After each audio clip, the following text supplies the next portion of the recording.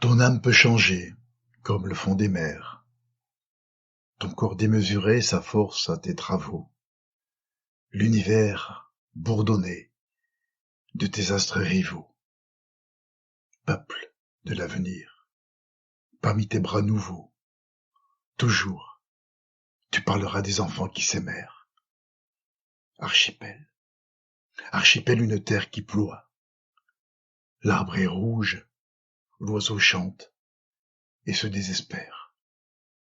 L'ombre seule au printemps comme une jambe impaire pèse parmi les fleurs. Daphnis, où tu te perds, et, comme un plomb léger, tes pas changent de loi. Rien ne retombe quand vient le temps solaire. Le monde est un passage énorme de troupeaux.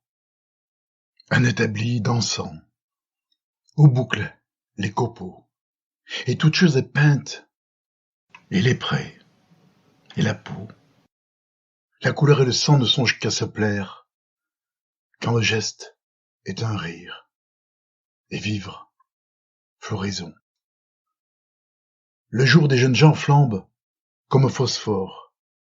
Tous les jeux que l'on joue ont des formes d'amphore et Chloé ne sait pas pourquoi Daphnis est fort.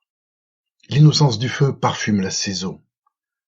Ah, prolonge un instant, l'ignorance parfaite, couple qui n'entend point dans ta bouche former le mot d'or, déjà mûr de l'aimer à l'aimer.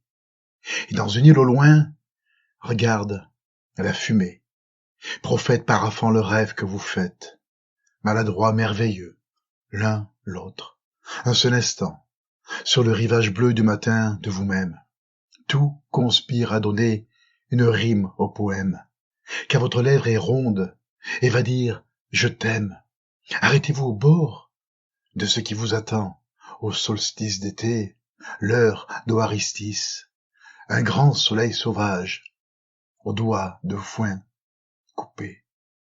Va bondir, immobile et pareil et l'épée, en deux égales parts également frappées, la fille et le garçon, d'une même justice. Apocalypse du bonheur, ô bienvenue, le chant perpétuel s'élève et se sépare.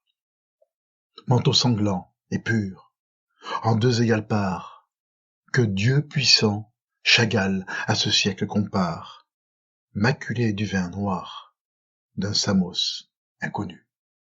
Il y a deux thèmes dans les toiles de Chagall qui reviennent, souvent comme si rien de rien ne pouvait s'entendre sans eux. En premier lieu, quelque part dans un coin, ce sont les amoureux. Elle, en robe de mariée, ou nue, il faut que lui la tienne.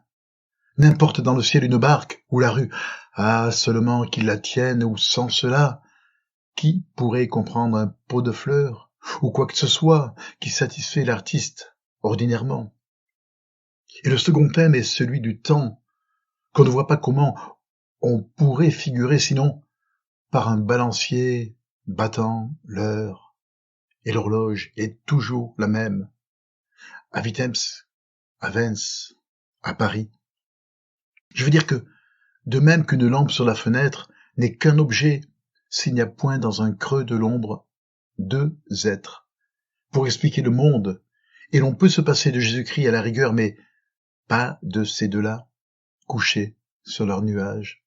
De même, il faut la pendule à colonnette dans le tableau pour mesurer le temps qui passe. Ou ce serait vraiment dommage, mais ceci ne serait plus de la peinture, à peine une image d'Épinal, puisque le temps n'y coulerait pas comme de l'eau. Marc Chagall voit d'un seul coup les amoureux et le reste des roses. Parce que tandis qu'ils sont couchés ensemble, ou plutôt nichés ensemble, ou perchés ensemble, ou pour mieux dire, ensemble branchés, parfois, dans le boîtier de la pendule, où leur reflet se pose avec le tic-tac de ce qui se passe, isolés dans leurs bras, ils sont tout autour, là. Ils sont comme une île dans la mer où viennent mourir les vagues, joliment. Tout autour la mer, et ses poissons, en fait de draps. Mais écoutez battre le temps, au contraire de l'opéra, Daphnis et Chloé, ces amants-ci, le temps les tient dans sa bague. Entre la naissance et l'enterrement, tout a le mouvement du balancier dans son boîtier vitré. Tout sur soi-même oscille. La vie a des saisons, comme les yeux des battements de cils. Ce peintre peint le temps qui bat dans la pendule des amants. Il est le seul pour qui le temps se soit fait objet de peinture, car je n'en vois pas d'autre, pour ma part, même à l'Académie. Et c'est, il faut en convenir, une singulière aventure, comme être la roue à la fois et le cocher de la voiture, à la fois de subir le temps et de le peindre, mes amis. Et puis, le temps, il a bon dos. Explique-t-il que ce bonhomme, avec sa canne sur les toits, s'en aille ainsi se promener, ou que votre tête s'envole, et cela sans vous étonner? Qu'on ait deux visages se voit sans qu'on vous montre chez Barnum? Certes, tout cela ne va pas sans troubler les gens plus ou moins habitués que les objets un par un occupent leur place. La pomme sur le compotier, les pieds par terre, et qu'on ait soin de montrer par la perspective ou s'ils sont près ou s'ils sont loin, comme depuis toujours, n'est-ce pas? Nous les voyons dans les glaces. Et quand la noce dans la rue avance avec un violon, est-ce que le porteur d'eau cesse d'équilibrer sa palanche? Qui pourrait bien s'imaginer une neige autrement que blanche? Et le sable, serait-il le sable s'il n'était pas blond? Peut-être qu'il en est ainsi, mais dites-moi, le temps qui passe, est-il jaune ou vert? Ou a-t-il forcément la faux à la main? Car ce peintre qui peint le temps à la fois doit peindre l'espace. Un tableau, c'est une mémoire. Et que voulez-vous qu'on y fasse? Chaque jour, il bouscule tout pour faire place au lendemain. On l'a bien vu. Le Louvre est trop petit pour que Chagall s'y loge. Ici, les plafonds ne sont faits que pour la couronne des rois. Or, cet homme est une forêt. Tous les palais lui sont étroits.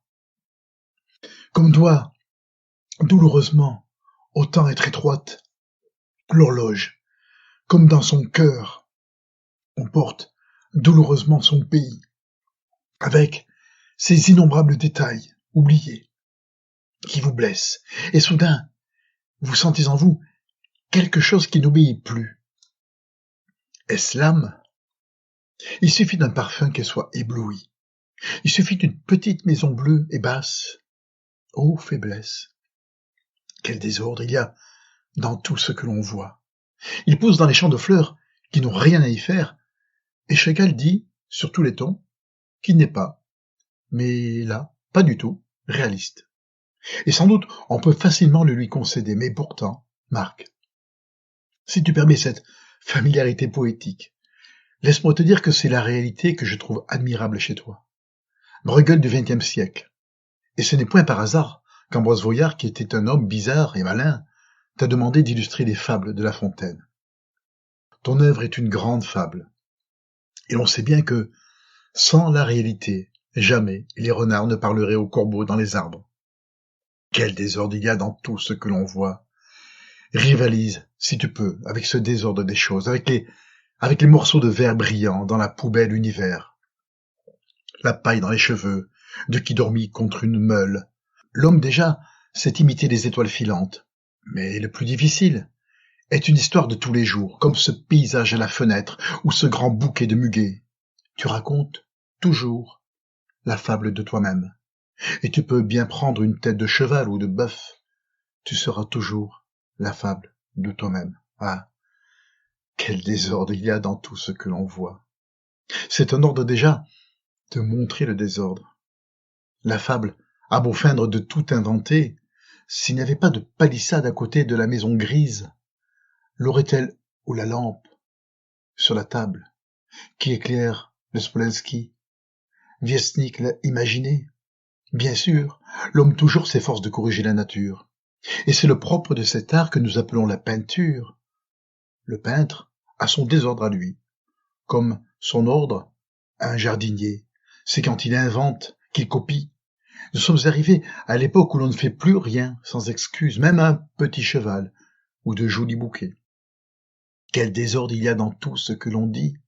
N'empêche qu'on aperçoit toujours dans le fond les oignons d'or et les toits verts de Vitebsk, même quand le tableau représente Paris. Ô fable, ô grande femme au-dessus de la ville, rivalise, si tu peux, avec la nature et toi-même, et même le cheval et le bœuf te ressemblent, car au fond, ce sont des portraits que tu peins, des portraits ressemblants de toi-même. Tu es là, comme autrefois, c'était la coutume, devant une adoration des bergers, le martyre d'une sainte, ou la crucifixion, d'agenouiller les donateurs, Chagall. Ô donateur, qui n'a point épargné le lait de la vache et le vin de la vigne.